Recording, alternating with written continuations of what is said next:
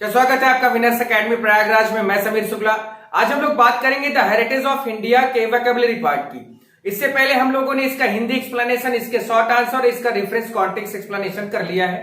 उसका video description में है, आप जरूर जाके देखें, जिससे आपको ये सारी चीजें करने में आसानी हो। वोकैबुलरी का मतलब मैंने आपको ऑलरेडी बताया है कि इसका मतलब एंटोनिम, सिनोनिम्स या वन वर्ड सब्स्टिट्यूशन से नहीं है। इसका सीधा सा मतलब है फिल इन द ब्लैंक से, यानी आपके सामने देखिए 4 ऑप्शन है और एक इन्हें फिल करना है। अगर आप सही फिल कर देते हैं तो आपको 1 नंबर मिल जाएगा। टोटल आपके 5 या 6 लेसन है आपके पूरे प्रोज में, वो किसी में से भी 4 क्वेश्चन आपको देंगे। क्वेश्चन नंबर 3 आपके पेपर का होगा। तो भाई तैयार हो जाओ 4 नंबर लेने के लिए। 4 नंबर भाई बहुत बड़ी चीज है, कोई आसान या कोई नॉर्मल सी चीज नहीं। तो वीडियो लास्ट तक देखना, लाइक कर देना, शेयर कर देना, नए हो तो सब्सक्राइब करके भैया डेली नोटिफिकेशन पा जाओ। फिर शुरुआत करते हैं सबसे पहले क्वेश्चन हमारा कि पॉलिटिकली यानी राजनीतिक और इकोनॉमिकली यानी आर्थिक रूप में इंडिया भाई बहुत क्या कर रहा है, मेनी प्रॉब्लम। तो भैया शक्तियों वाली प्रॉब्लम फेस कर रहा है, या फोकसेस यानी सामना कर रहा है, या फेसेस यानी फोकस का मतलब होता है केंद्रित करना और फेसेस का मतलब होता है सामना करना। अब आपके सामने 3 ऑप्शन है भाई। तो फोर्सेस की बात तो हो ही रही है, क्योंकि ये बातें हेरिटेज ऑफ इंडिया एएल बसम ने बहुत पहले लिखा था, तो तब की कंडीशन उन्होंने लिखी थी। लेकिन आज नया भारत है, नई ऊर्जा, नए जोश के साथ है। तो यहां पर आप सबसे पहला वर्ड डाल दें कि फेसेस मेनी प्रॉब्लम। वास्तविकता है कि तब इंडिया, भारत जो था हमारा, वो पॉलिटिकली यानी राजनीतिक और आर्थिक दोनों रूप में कई तरह की समस्याओं का सामना कर रहा था। तो ये बहुत आसान था, इसको आप आराम से यूज कर सकते हैं। सिर्फ आपको थोड़ा सा दिमाग लगाना है, लेसन की सही जानकारी होनी चाहिए। अगला है कि हिंदू सिविलाइजेशन यानी भारतीय सभ्यता, वी बिलीव, हम आज भी विश्वास करते हैं कि इट्स ए कॉन्टिन्यूटी यानी जारी रखेगी। तो क्या जारी रखेगी भैया? तो लूज कर देगी अपनी सभ्यता को, या मेंटेन रखेगी अपनी सभ्यता को भारतीय, रिटेन करेंगे यानी रखे रहेंगे या अपनाए रहेंगे, उसके अलावा डिस्ट्रॉय यानी बर्बाद कर देंगे।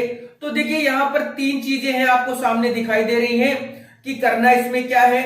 तो भाई देखिए जो हिंदू सभ्यता है उस पे कहा जा रहा है कि विश्वास है हिंदू सभ्यता, या वहां के लोग को ये विश्वास है कि वो हिंदू सभ्यता को क्या नहीं करेंगे, ना तो खोने देंगे, ठीक है।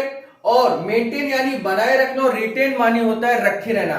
तो यहाँ written is the best word to use in filling, यानी भरने के लिए रिटेन वर्ड क्यों यूज सही है, क्योंकि हिंदू सभ्यता हमें विश्वास है कि वो अपनी कॉन्टिन्यूटी क्या बर करेगी, रखे रहेगी यानी बनाए रहेगी। तो देखिए यहाँ मेंटेन भी वर्ड सही था, लेकिन यहां पर वर्ड दिया है रिटेन, तो आप वही करिए, अदरवाइज मेंटेन भी यहां वर्ड सही है।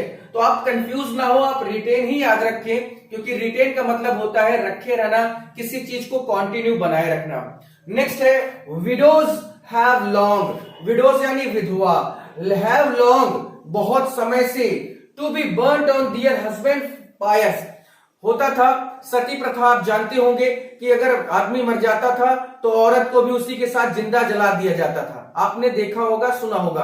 खैर उसका अंत बहुत पहले हो चुका है। तो भैया जो सती प्रथा है, या जो विधवा को पति के साथ जलाया जाता था, अब ये सीज्ड है। यानी ये क्या है, सीज्ड माने क्या होता है भाई, खत्म करना या समाप्त कर देना। रिवोल्ट यानी विद्रोह करना, और फेंटेड यानी बेहोश होना। तो भाई सीधी बात है कि विडोज हैव लॉन्ग सीज्ड, यानी अब ये चीजें क्या कर दी गई हैं, सीज्ड कर दी गई हैं, यानी खत्म कर दी गई है, समाप्त कर दी गई है, कि वो अभी भी अपने पति के साथ मरने पर जल जाएं। तो ये सब खत्म हो चुका है। The culture tradition of India यानी भारतीय सभ्यता की जो परंपरा है, विल, वो लॉस्ट। तो भैया जो भारतीय सभ्यता की जो परंपरा है वो कभी नहीं लॉस्ट होगी, या एक बार लॉस्ट होगी, या हमेशा खत्म होती रहेगी, या कभी नहीं। तो नेवर, यहां पर एवर था भाई, नेवर लिख दिया, यहां पर एवर था, ठीक है, EVER है। तो भैया ये बताओ, नेवर ना कभी नहीं खत्म होगी ना, क्योंकि हमारी जो सभ्यता है वो सदियों पुरानी सभ्यता है।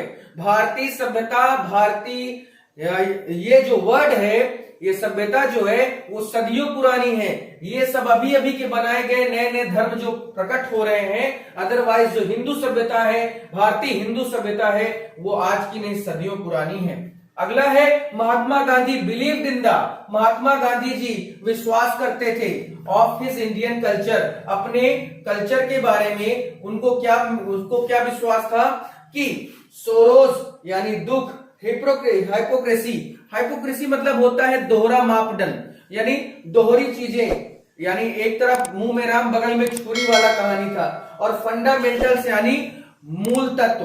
तो Mahatma Gandhi believed in the fundamentals of his Indian culture, यानी महात्मा गांधी मूल तत्व पे भारतीय कल्चर के विश्वास करते थे।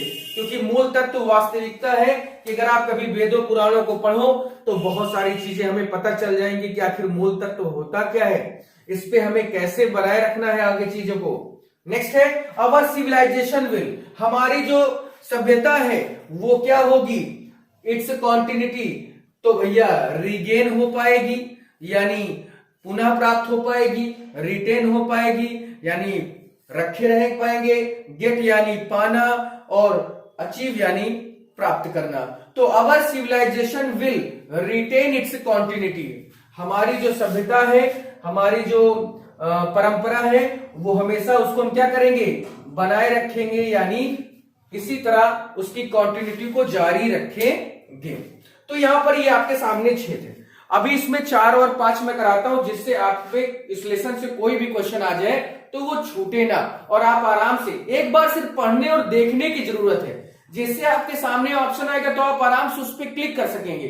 अदरवाइज जब कभी पढ़े ही नहीं रहेंगे तो जिंदगी भर ये सब चीजों को सॉल्व नहीं कर सकते। इसलिए एक बार पढ़ना जरूरी है, देखना जरूरी है, जिससे ये हमारे दिमाग में बना रहे। नंबर 7 है much that was useless in ancient India culture has already, यानी बहुत सारी चीजें प्राचीन भारत में जो भारतीय सभ्यता थी उसमें बहुत सारी चीजें क्या हो चुकी थी, तो भाई लॉस्ट यानी खो चुकी थी, पेरिस्ड यानी तबाह हो चुकी थी, डिस्ट्रॉयड यानी नष्ट हो चुकी थी, फिनिश्ड यानी समाप्त हो चुकी। देखिए चारों एक ही चीज, एक ही तरह से हैं, लेकिन हमें जो एग्जैक्ट इसका वोकैबुलरी लेना है, सही ढंग से जो वर्ड यूज करना है, वो है हमारा पेरिस्ड, यानी much that was useless in ancient India, ancient Indian culture has already perished.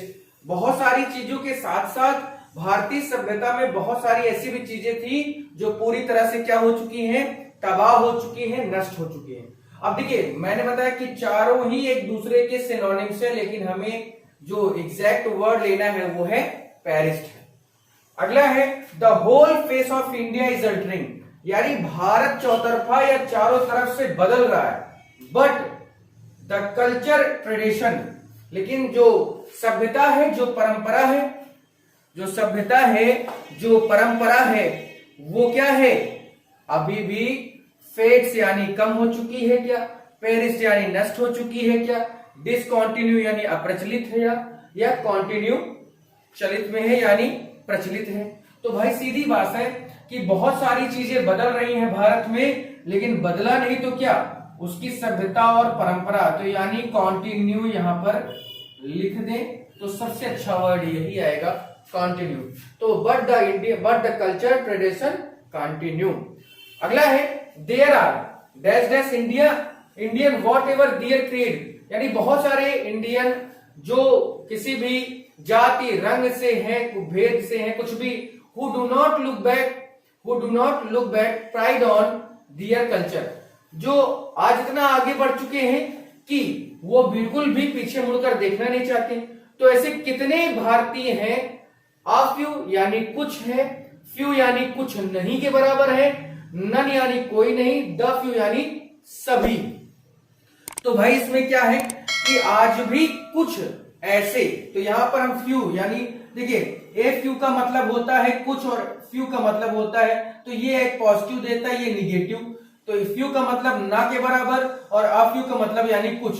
तो भाई आज क्या है, ना के बराबर ऐसे भारतीय हैं या जो अपने कलर, जाति, रंग भेद को देखते हुए अपने आप को गर्व महसूस नहीं करते, सब महसूस करते हैं। इसलिए यहां पर क्या होना चाहिए, यहां पर हमने फ्यू का यूज कर दिया। अगला है Mahatma Gandhi passionate love of his underdog, यानी महात्मा गांधी को अपने यहां के कुछ ऐसे लोग जो जिन्हें आप ये कह सकते हैं अंडरडॉग। अंडरडॉग का मतलब होता है जो हम ये कहते हैं कि जो 4 वर्ण थे, जो ब्राह्मण, क्षत्रिय, वैश्य और शूद्र, तो ये शूद्र की बातें होती है यहां पर, क्योंकि उन्हें हमेशा से ही प्रताड़ित किया गया है, हमेशा से ही उन्हें दूर भगाया गया है। जबकि महात्मा गांधी इनसे बहुत प्यार करते थे and his antipathy to caste, लेकिन वो सबसे ज्यादा घृणा किस चीज से करते थे, तो भैया एंटीपैथी का मतलब होता है घृणा, तो वो हमेशा कास्ट सिस्टम यानी जाति व्यवस्था के खिलाफ रहे हैं और जाति व्यवस्था को वो पसंद नहीं करते थे, वर अनऑर्थोडॉक्स कल्चर, क्योंकि ये कभी भी एक सही कल्चर नहीं रहा है। जाति को देखकर उसके साथ भेदभाव करना, जाति को देखकर किसी के साथ भेदभाव करना, ये गलत था और गलत माना गया। और महात्मा गांधी ने हमेशा इसका अपोज किया, यानी हमेशा विरोध किया कि जाति व्यवस्था खत्म होनी चाहिए, क्योंकि जाति के आधार पर हम किसी चीज को नहीं आगे बढ़ा सकते। लेकिन आज आप देखें तो नौकरी जाति के आधार पर ही, एक बहुत बड़ा सच है, कड़वा सच है कि एक जनरल है जिसकी मेरिट 200 जाती है और एक SC ST है जिसकी मेरिट 160 जाती है, तो there is a big problem but we can't do anything. So that's why ये कास्ट सिस्टम बहुत गड़बड़ था, बहुत बेकार था अकॉर्डिंग टू महात्मा गांधी जी, लेकिन आज उसी की चीजें आगे हम लेके चल ही रहे हैं। खैर, सबको अपना अधिकार मिलना चाहिए, सबको सम्मान मिलना चाहिए, ऐसा होना जरूरी है। सारी जाति वर्ण व्यवस्था खत्म होनी चाहिए। हम एक इंसान हैं, हम एक देश के हैं नागरिक, हम सब बराबर हैं, इससे ज्यादा और कुछ नहीं कहा जा सकता। तो वीडियो लास्ट तक आपने देखा, थैंक यू। और आज के लिए इतना ही। आप कमेंट करके बताएं कि आगे क्या पढ़ना है, क्योंकि भैया वोकैबुलरी भी खत्म हो गई। अब आप जो कहें वो करें, नहीं तो फिर सीधे से हम आते हैं अनसॉल्व पेपर की ओर। तो भाई जो भी कमेंट करना है बता देना आज कि सर हमें ये पढ़ना है, ये टॉपिक हमारा नहीं हुआ। और प्लेलिस्ट में वैसे तो सब कुछ हो गया मेरे अकॉर्डिंग, लेकिन जो कुछ छूटा हो अगर आपको याद हो तो आप जरूर बताइएगा। Thank you.